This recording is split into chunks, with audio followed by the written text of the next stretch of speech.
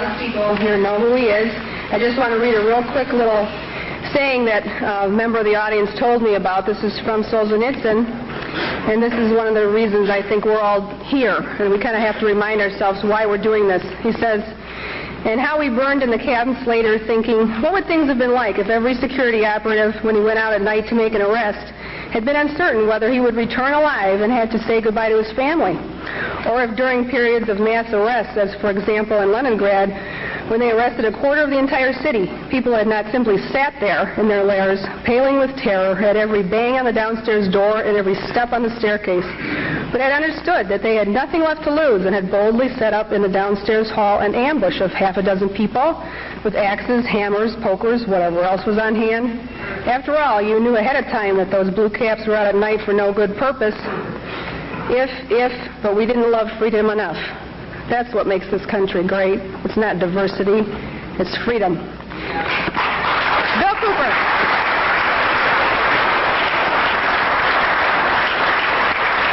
Thank you, Connie.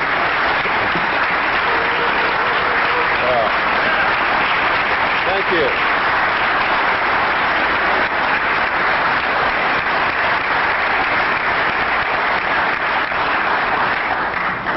Well, you sure know how to make me feel very humble. Thank you so much.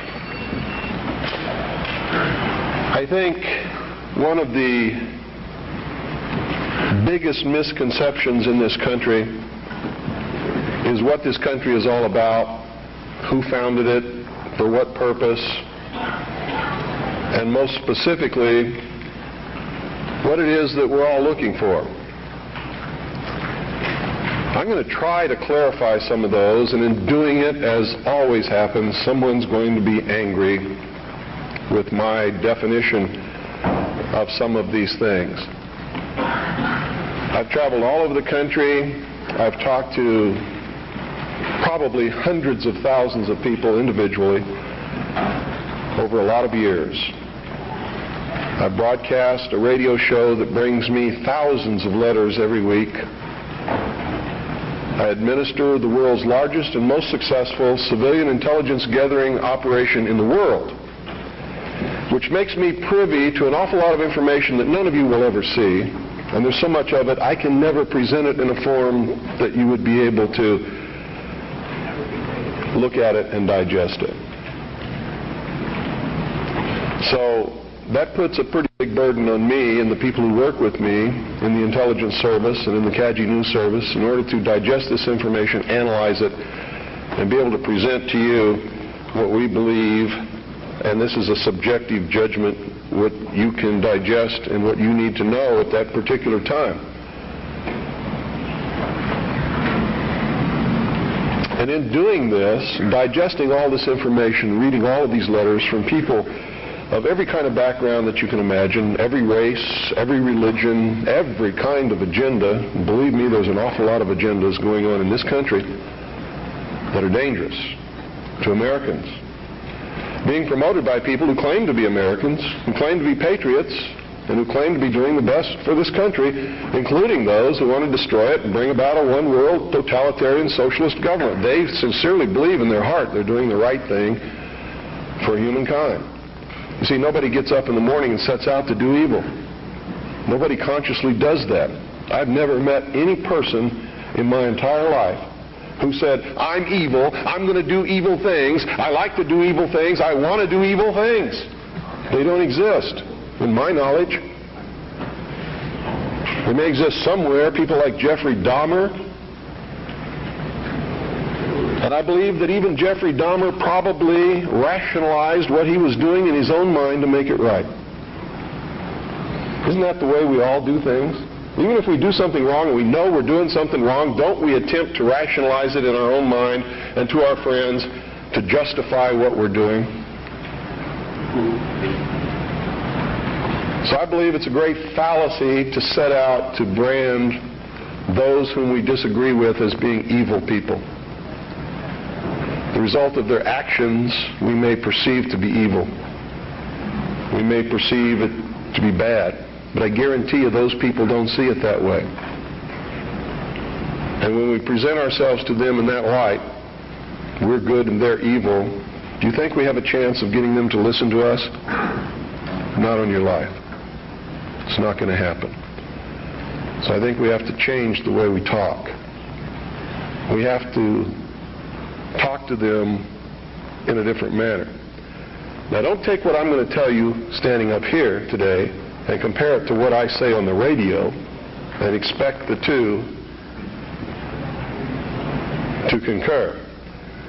Because when I'm here, I'm just Bill Cooper. I'm talking to you from my heart. When I'm on the radio, I am on a mission. And that mission is to slap people upside the head and wake them up and even make them hate me, if that's what it takes to get them to go examine what I'm telling them to find out that it's right. You see, I don't care how it's done as long as they wake up. And if I have to be the bad guy that they're going to hate for the rest of their life, that's okay with me if I wake them up. But when I'm here talking like this, that's not my mission, because you're awake already or you wouldn't be here. You see?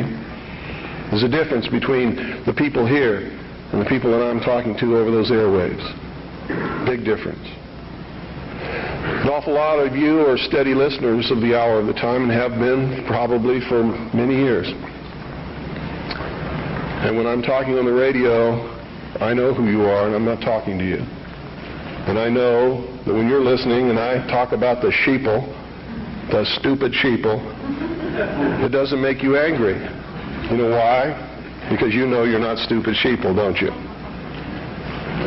The person that gets angry has verified that I was right. Because he wouldn't get angry if he didn't know in his heart that he's a stupid sheeple.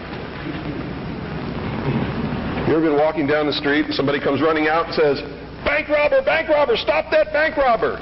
Do you start running? Why don't you start running? Because you're not the bank robber, right? You get angry? No. Do you pay attention most of the time? If you're from a big city, chances are you don't even look around, right? Now, if you're from a small town where I'm at, people will come running out in the street to see the bank robber. Because small town and not much excitement goes on there, unless the IRS comes to mess with me. So,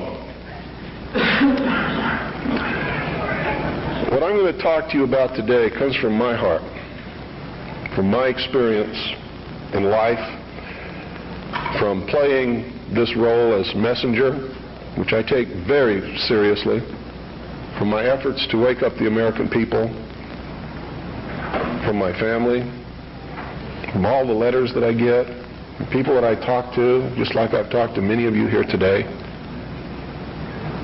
I've learned some things. And I think these things need to be passed on to you.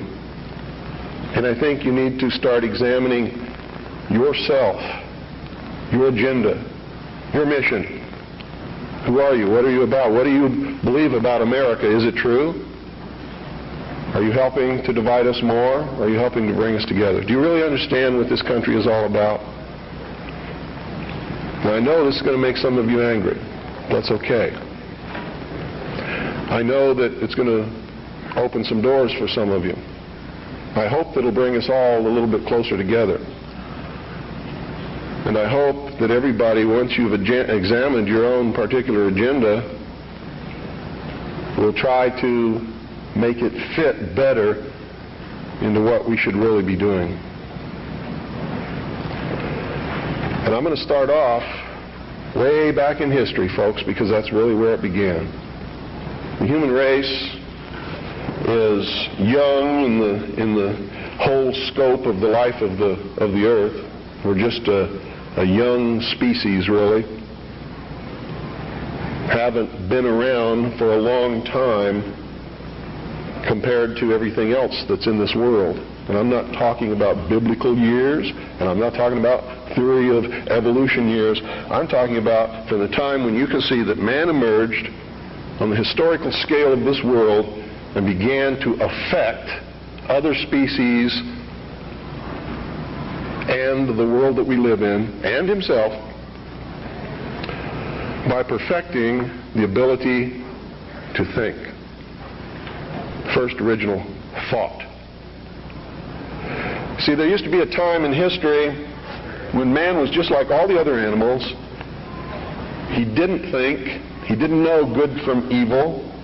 He existed and lived by instinct just like the other animals did. If you want to believe the record that we can look back and see written in stone. Okay? If you want to believe that there were creatures that ultimately became this thinking man that you see standing up here in front of you and sitting out there amongst you, didn't have this ability. Now, if you doubt that, read Genesis in the Bible and you'll see that it's confirmed there. Wasn't there a time when Adam and Eve lived in the Garden of Eden? They were not to think. They did not know good from evil. They were just there to take care of the garden. Is that correct? So this concept and the biblical concept agree. Man just enjoyed what God had put there and sort of took care of the garden. Any dentist will tell you that our mouth was not made for eating meat. So ancient man most probably ate vegetables and nuts and things like that, roots. Doesn't mean that I'm telling you to become a vegetarian, because I'm not. You see, I really believe in freedom. I believe you should eat whatever you feel like eating. That's your business.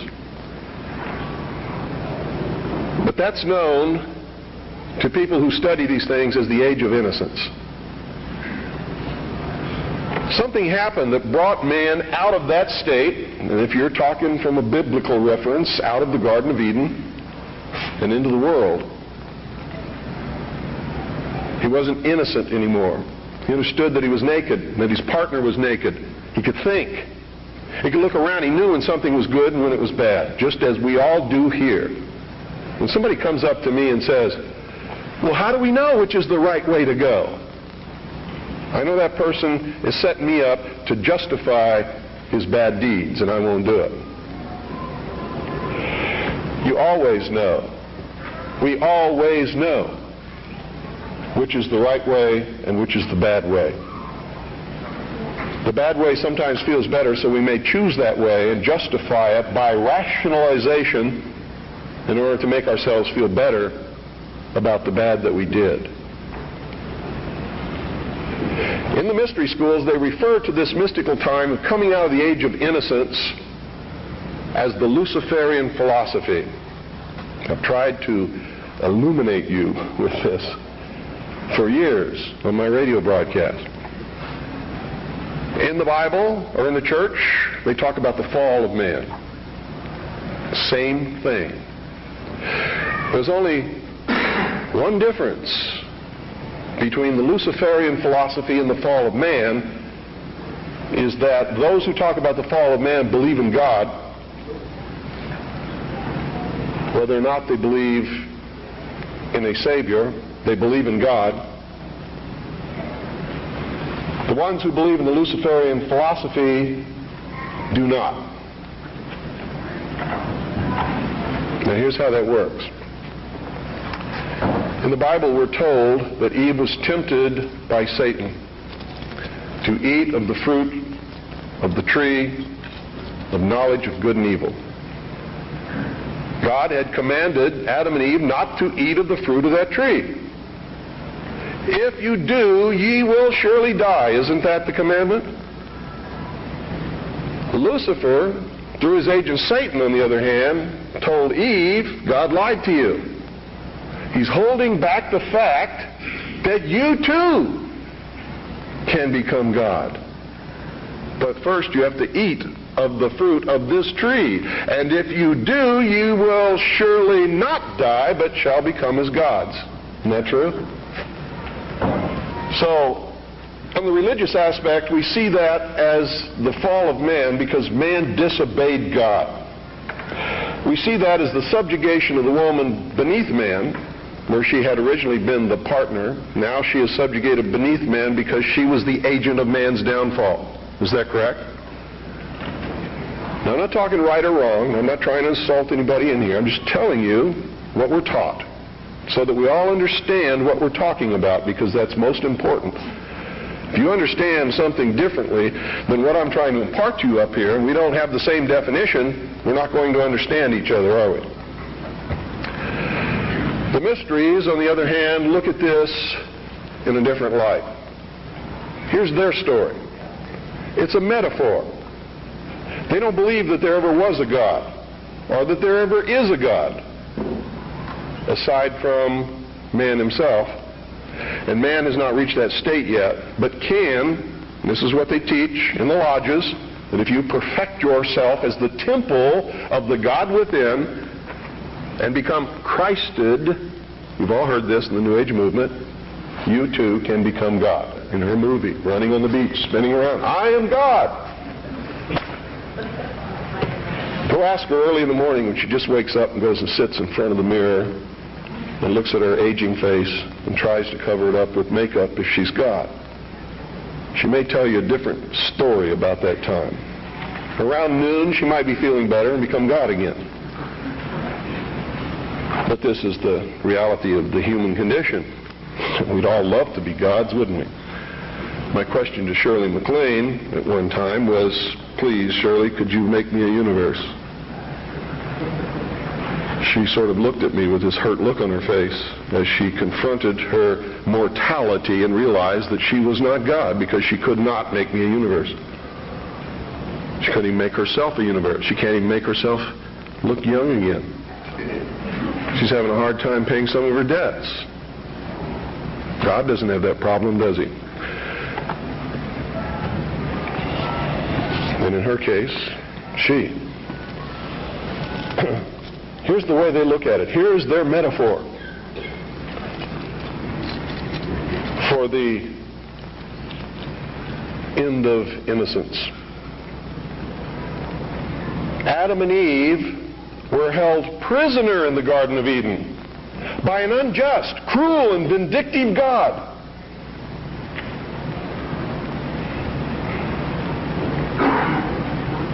Until Lucifer, through his agent Satan, set man free from this garden by giving him the gift of intellect. Through the use of intellect, man will conquer the earth, will conquer nature, and will himself become God. It's taught in every Masonic temple in this land. Every secret brotherhood, every secret society, every mystical temple, every occult organization teaches the Luciferian philosophy. They do not believe in Lucifer. They do not believe in any entity called a devil, and they do not believe in God. It is a mistake for you to assume that they do. They are atheists in the strictest sense of the word. They are humanists. That's their religion. At the highest level, their goal is to create a world in which the adepts, the 1,000 points of light, working behind the veil to create the culmination of the great plan, can realize the ultimate happiness for mankind. That's why they don't oppose pornography. That's why they don't oppose certain crimes. That's why they say you should not be put in jail for the rest of your life for murder or anything else. There should be no death penalty, because it was a learning experience. And having gone through that learning experience, you're a better person now. This is what they teach. They believe punishment for these crimes is nothing more than vengeful retribution, which is wrong in their eyes.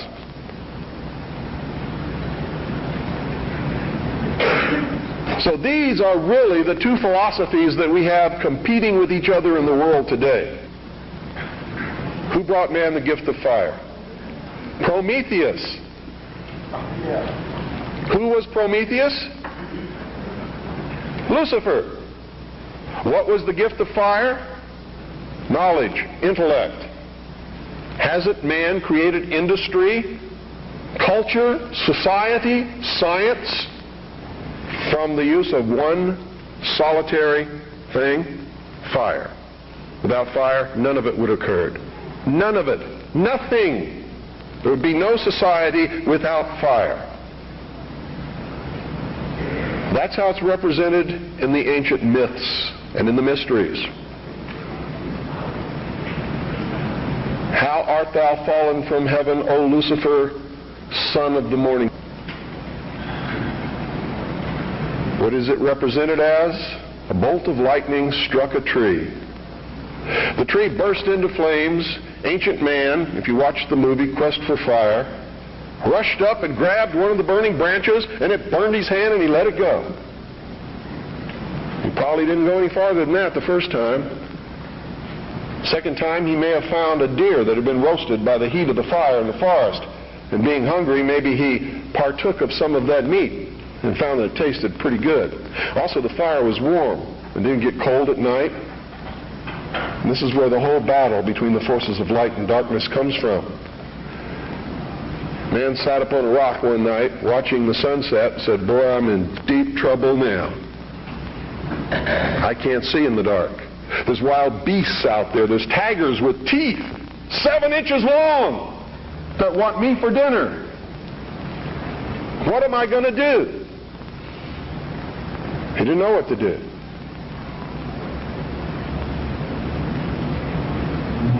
Neither would many of us put in that situation. But we would know one thing: we're in deep trouble. And so for a good part of his history, man sat huddled in the darkness in some place that made him feel secure, waiting to be saved.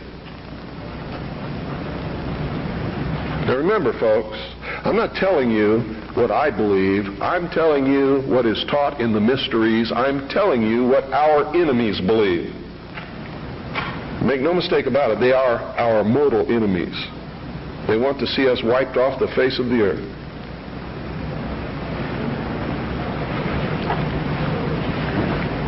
Man huddled in this darkness, fearful, trembling, cold, hungry. And around about he could hear the beasts roaring. And sometimes they were roaring because they were after him. And sometimes he was eaten.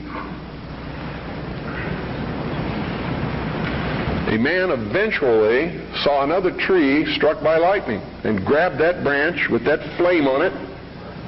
And by a little experimentation, he learned how to keep that fire going. And if he could keep the fire going, he knew something nobody else knew, and he became the first king, the first priest, the first scientist, all rolled into one.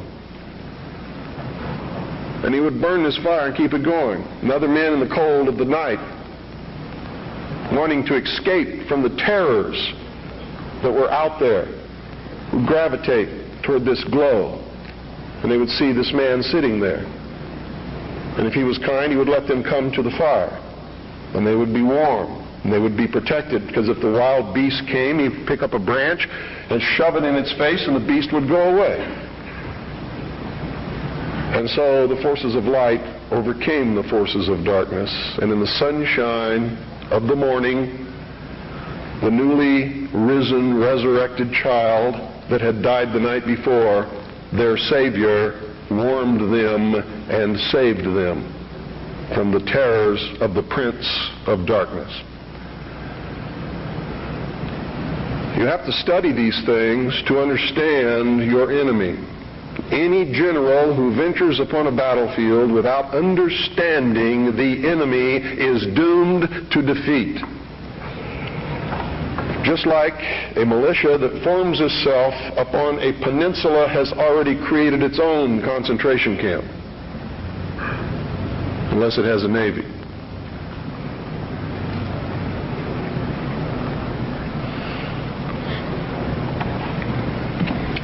Damn good militia, I might add.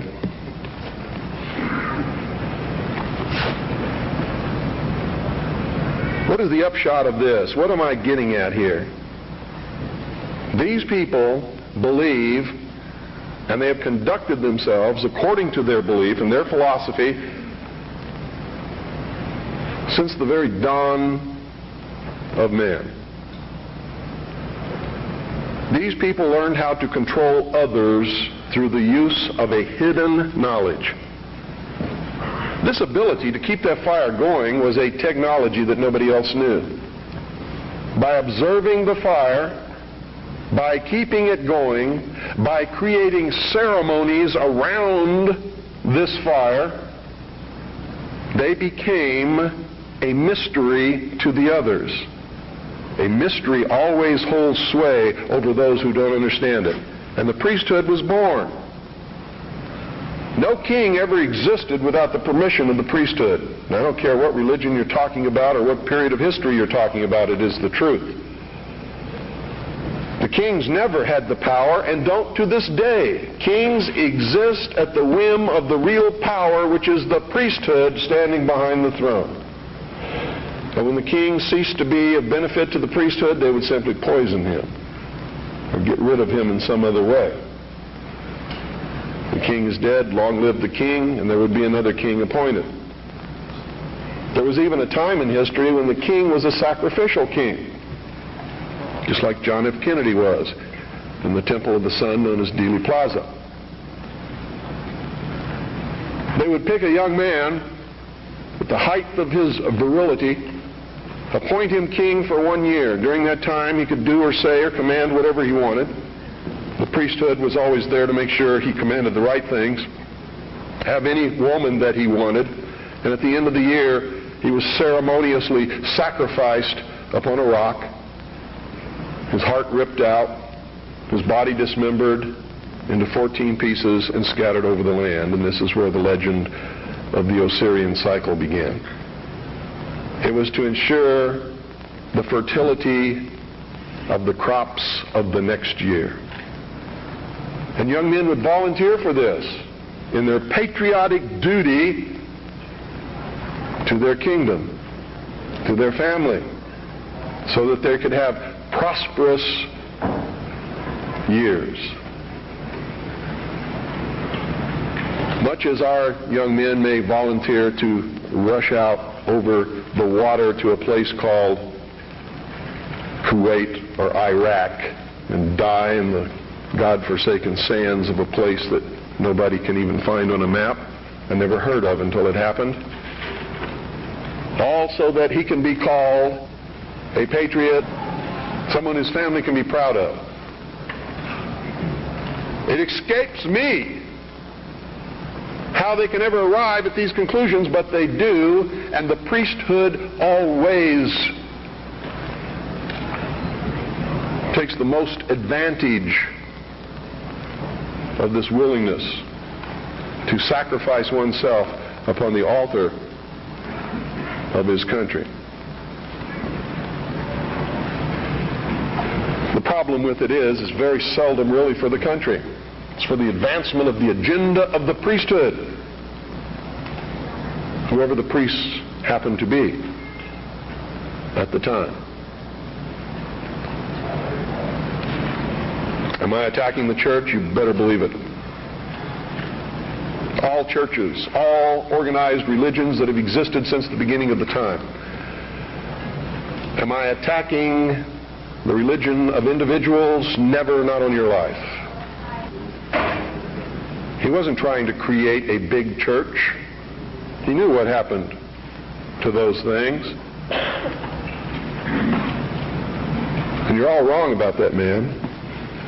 When you say you shouldn't get angry, you shouldn't curse, you shouldn't do things that upset other people, because that's what Jesus spent his whole life doing. He threw the money changers out of the temple. Don't you think that made some people angry? Don't you think it was rude to walk up to somebody's place of business, smack them in the mouth, grab their table, and throw it out the door? What about the time he cursed the fig tree? You know, pious Christians sometimes make me very angry. They don't even know Christianity. They don't know the man they're following. He was a revolutionary. He was a dangerous man. And by God, so am I. And so should you be. This country was founded by dangerous men. And the moment the people in this country cease to be dangerous men, it's going to be the day we cease to have a country. Their whole goal with this philosophy is to teach all men and women that the only end of life is to seek the utmost pleasure and happiness that you can get out of it, because when you die, there's nothing else. That's what they teach. That's what they want you to be. They don't want laws against sexual promiscuity. That's why they don't want families. That's why they don't want marriage. That's why they encourage homosexuality. There's a method to their madness. There's really not much method to yours, because you're operating from a place of ignorance. And until you change that, you're going to be bumbling around, bumping into each other, saying and doing the wrong things, not understanding the nature of your enemy. And if you don't understand the nature of your enemy and the weapons they use, you cannot fight that enemy. You can't fight the battle. You shouldn't even be on the battlefield. That's why you're losing the war. And don't tell me you're not, because I'm in a place of great knowledge about who's winning and who's losing this war. And I can assure you, you're losing the war. Doesn't mean it can't be turned around. But it'll never be turned around until you learn what you need to know. You don't even recognize half the weapons that they use against you. And some of them seem so insignificant that you don't even try. They want to create a world where everybody is happy all the time, doing all of the things that, if you're from a good religious upbringing, is wrong to do. If you're not from a religious upbringing, but you have a good brain and you understand the purpose of morals and ethics, it's still the wrong thing to do. If you're a thinking person. And then the priests had an army. Oh boy, weren't they happy with that? Their whole purpose throughout history has been to teach a small number of people how to become adept at controlling everyone else, and presenting their societies as desirable to the profane, so that you'll go knock on the door and say, hey, can I be a member? And be initiated, with the promise of learning some great secret. What is that secret? The secret is what I have just told you this morning. The secret is how to control everybody else. And you never understand how to control everybody else until you get to the top of this pyramid of initiation. Most people never make it past the third step. All above that are carefully chosen and nurtured and taught. And Americans, for all these years, have been looking around for the enemy. They've never been able to find an enemy. So those who control them were able to control them even better by giving them an enemy. That's what Stalin and Churchill and Roosevelt determined at Yalta. Who was going to be the enemy post-war? Turned out to be Stalin. And there was going to be this phony Cold War, so that the population would never discover the real enemy. And I'm talking about the population of the Soviet Union as well as the rest of the world. You see, the enemy has always been here. It's your uncle, your aunt, your father, your mother, your brother, your sister, your nephew, your nieces, who belong to the fraternal orders collectively known as the mysteries. The very highest degrees of which, combined together, make up a secret order known as the Illuminati. Their goal is to destroy all existing religions save theirs, all existing governments save theirs, and shackle the mob in a system of eternal oppressive debt chained to a computer for the rest of their life, in a propagandized world to make them believe that they are happy in this system. Now, do you think they're succeeding? Haven't I described to you just now exactly what is going on in the world today? Yes, they're succeeding. They're succeeding because the American people don't understand their enemy. They don't even know what's happening. People were extolling the virtues of Pat Buchanan and actually considering voting for that man for president, and he sent them all a postcard. And on the front of that postcard, he identified himself as a high priest of the mysteries. Because on the front of his Christmas cards that he sent to all of his followers was the penis of Osiris, the phallus, the obelisk, with a nice red bow tied around the base which represented the testes. You know what he was saying to you? Are there any children in here? He was saying, he was laughing at you. And so was every other member of the Illuminati. He's a highly degreed member of the sovereign and military order of the Knights of Malta, which was taken over in the Peasants' Revolt in England by the Knights Templars, who had sworn revenge upon the old Hospitallers of St. John's, which later became the Knights of Malta because of their role in the suppression of the Templars. How many of you watch Trinity Network? How many of you watch Pat Robertson? You ever seen the cross in the crown? Do you know what that means? It's the symbol of the Templars. The Knights Templar. It is the symbol of the unification of the church and the government over the people. Is that what you want? Every time any church gets control of government, the people suffer. It has always happened. That's why our founding fathers established a country where that was not supposed to happen, where everybody was free to worship at the altar of their choice. And if you think they were all of one mind, you better think again. How many religions of the Protestant group do you think existed in this country when our founding fathers put together the Constitution?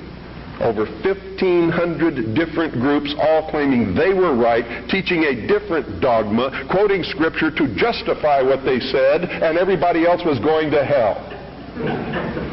So don't give me this Christian nation bullshit, because that's what it is. This nation reflected Christian values because the people who made up the government in the early days were Christian, but none of them agreed with each other, and they still don't today. They very seldom ever have. What do you mean by Christian? Seventh-day Adventist? Branch Davidian? We need to do some serious evaluating, some very serious checking out of agendas. You really want to take over the government and make it a theocracy? Because I'm going to tell you exactly what's going to happen if you do that. You're going to burn people at the stake who disagree with you. And if that happens, I'm going to have to take up arms all over again. And so will many of you, because you're going to be persecuted. You see? Because whichever one controls the government, you're going to have to conform to that teaching, and if you don't believe in it, you're a heretic. Do you understand what I'm talking about? What is our common bond truly? Freedom. Freedom. Without freedom, you can't be a Christian no matter what denomination you belong to. You can't be a Buddhist. You can't own a donut shop. You can't drive from here to Oregon. You can't be an American, because that's what it's all about, and that's the only thing that it's all about. Nothing else. Nothing else. It's about freedom. Freedom. Only freedom.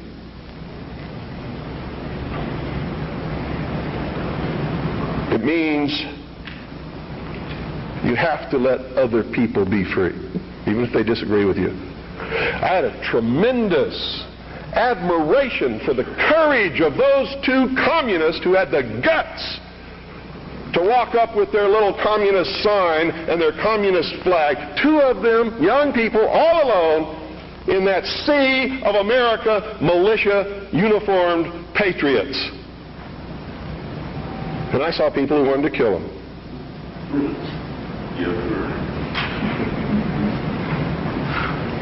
You know, I don't like their philosophy. They're misled, misguided. Communism is a terrible thing. But they had guts. And I had a great respect for them. And I believe in freedom. Which means there is no way in the world that we could have had that meeting on your State House grounds this morning unless they had the right to do what they did. And you had better understand that. Because if you stop them from having their freedom to make their political statement, you have stopped yourself. You have stopped everyone. And that must never happen in this country. It must never happen in this country. Because if it does, there'll never be another congregation like this, and you'll never hear me speak again because I'll be dead. And so will most of you. This country's about freedom. Because only with freedom can you have all of the other things that everybody professes that they want. It's the only way it can be done. I hear all kinds of misconceptions and misstatements. I have the freedom of the press. No, you don't. No, you don't. The man who owns the press has the freedom of the press. And he can say in his press whatever he wants, but you can't. That's why I get angry with Americans when they say, the Jews control the press. Who sold it to them? How'd they get it?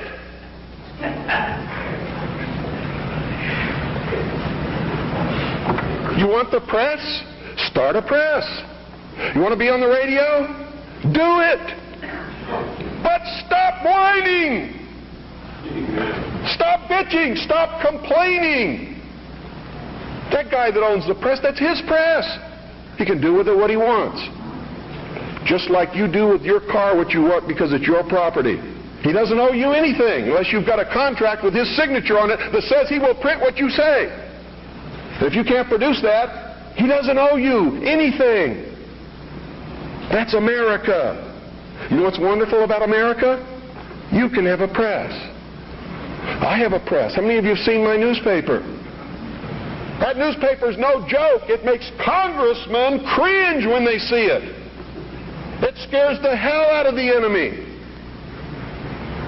You too can have a radio show. I'm going to teach you how just here in just a couple of minutes.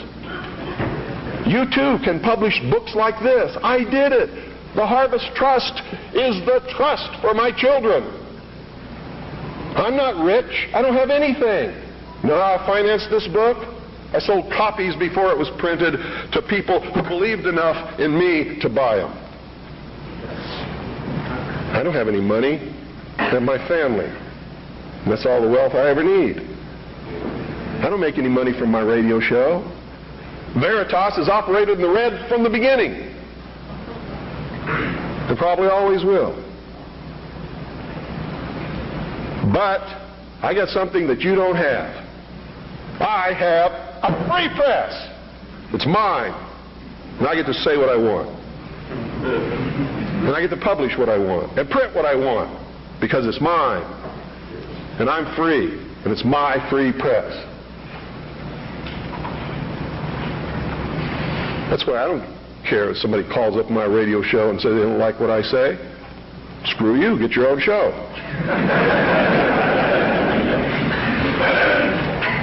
I don't care that they complain because I won't let them talk on my radio show. Screw you. Get your own radio show. This is mine. Belongs to me. I don't have any contract with you. I don't owe you anything. I was speaking in California one time. A lady stood up in the middle of the crowd and said, "You make me so angry. You're a terrible man. Why didn't you tell me this years ago?" She was lucky I was telling her then. I didn't owe her anything. But she blamed me because she didn't have the information that I was imparting to her on that day years ago. And I had it years before that. I didn't know how to do it. I would have. Oh, God, I would have. You don't really understand sometimes what a terrible burden it is to know some of the things that I know and try to wake people up and impart this knowledge to them and find out that they just have walls built in front of them. They want to be slaves. But we're making some chinks in those walls. You too can have a free press, and that's what it's going to take to get this country back without bloodshed. And I'm going to tell you right now, unless we can be successful in creating a real free press where the American people get different viewpoints other than those expressed in the establishment-controlled media, there's going to be a civil war in this country, and it's going to come soon. The only thing that can stop it is by waking up vast amounts of sleeping people. Sheeple is what they are. They are following the Judas goat right into the shearing pins, and from there they will go to the slaughter, and they will not know that anything is wrong until they smell the blood of the sheeple in front of them.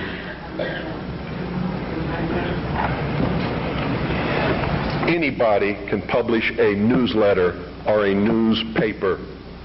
Anybody. It is not expensive. It is not difficult. And everyone in this room should be doing it all across this country. And everybody that you come in contact with, you should encourage them to do it. And we should flood this nation with information. Not rumor, not opinion, not bullshit. Documented fact. Everything you print must be documented. If it's not, eventually people will stop reading your newsletter or your newspaper. Because all they have to do is check out a few things and find out it's not true, and you're finished. You must publish only documented fact. And you must stay away from printing articles from people who will not document as fact what they put in their articles.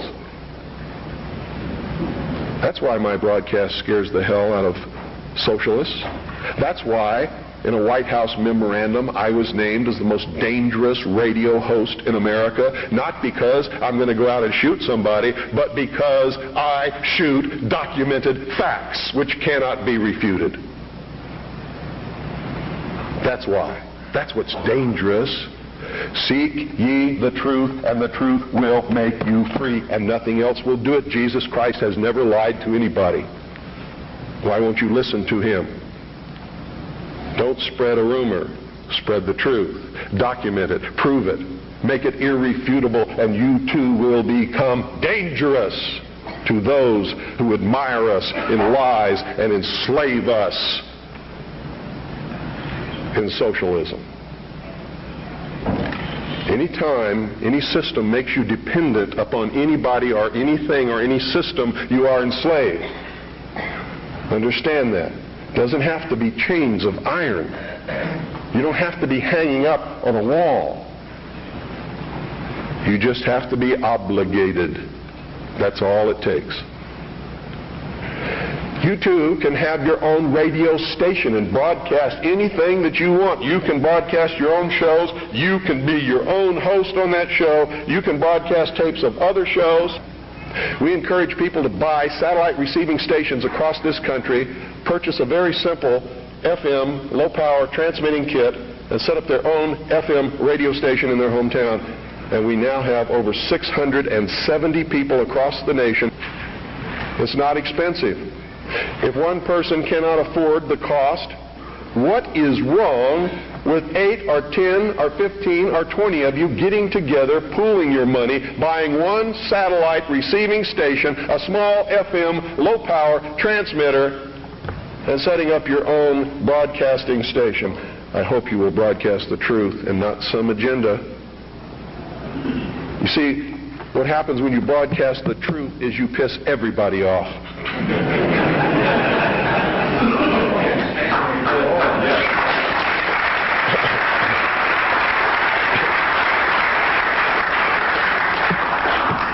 If you don't have my address, I want you to write it down. It's the Harvest Trust. P.O. Box 1970. I'll repeat it a couple of times. Eagar, Arizona. Eagar is spelled E-A-G-A-R. Arizona 85925. That's the Harvest Trust. P.O. Box 1970. Eagar, Arizona 85925. If you have purchased Oklahoma City Day One, it's on the back cover at the bottom. If you don't have a pen and you would like to have the address, you can go up to my wife's table upstairs on the second floor and get one of our flyers. The address will be on the flyer. And all you have to do is purchase that equipment, set it up, hook it into the satellite receiver, and you're on the air with your own radio station within just a few weeks. Broadcasting the Worldwide Freedom Radio Network are your own shows, are other networks that are up there that are Patriot broadcasting, such as Amerinet and others. Understand this too. I'm not trying to tell you what the truth is, because sometimes the truth is extremely difficult to find. And sometimes we believe we're broadcasting the truth and it turns out we really aren't. But if we find out we aren't, we must be willing and instantly able to go on the air and say we were wrong and correct it. That's a responsibility that we all have to carry. It's embarrassing. I've had to do it several times because I'm a human being. I make mistakes too. The only difference being when I make a mistake, it's usually not forgivable. It's what happens when you become a public figure. Your wife can make a mistake, but Rush Limbaugh never! Right?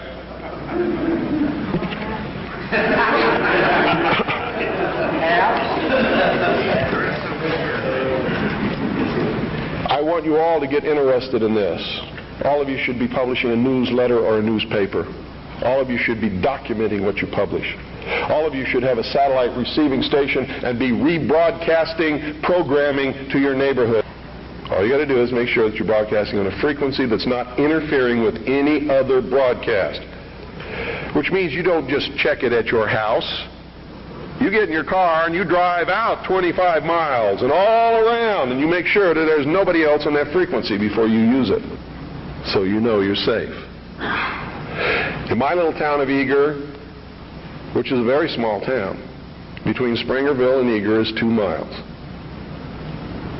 Another 2 miles either way, and you've covered everybody in the valley. And I'm up on a big mountain in the middle of this valley where the town surrounds the mountain, and I'm broadcasting 6 miles in every direction in my town. And it's militia country. Arizona is dangerous for socialists. And when the war starts, heaven help whoever they send to fight in Arizona. Because it's still really kind of like the old West days in a lot of places. It's dangerous. Where I live, Ike Clanton made the sheriff angry one day. The sheriff rode 25 miles, grabbed Ike Clanton by his hair and drug him to jail by his hair. Which brings me close to the end of my, I think it is. How much time do I have? 3 more hours. Come back after Jim talks a little bit and talk more. Yeah. Just let me give you a little parting note here. I'll be back up as well with, as will the others, to answer questions later. Mr. Collins has to catch a plane, so I'm going to cut my talk short and Please give him your undivided attention. I'm going to tell you right now, because I deal in reality, I'm going to vote for Charles Collins, but at the same time, I'm a realist. And everybody in this room should be voting for Charles Collins, but at the same time understanding he's not going to be the President of the United States. Okay? And I'm only telling you that so that you're dealing in reality. Okay? But he is the best man on any ballot in this country. Thank you.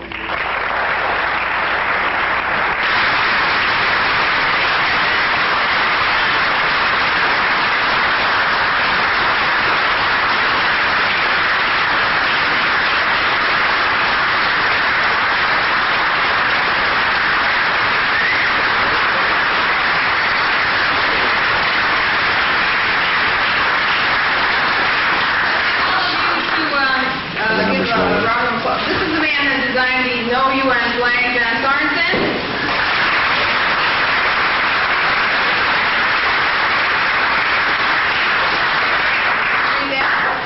Thank you very, very much, Bill, for coming in.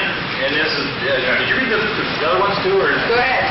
Okay, in appreciation of William Cooper for the continuing support of American individual sovereignty, say no to the UN.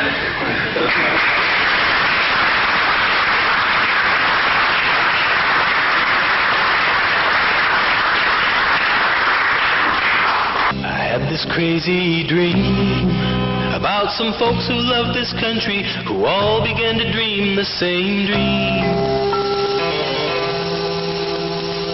And when the morning came, there arose across this nation people thinking one and the same.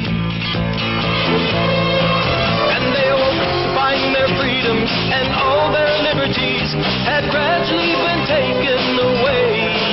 And when they realized the danger to their posterity, I heard those patriotic people say, we want this country back. We ain't just joking, Jack. We want our liberty and our dignity and our freedoms and our rights restored. We want this country back. She's been driven way off track. We're wide awake and we're madder than hell now, and we ain't gonna take it anymore. No, we're not gonna take it anymore. Remember golden days when the stars and stripes forever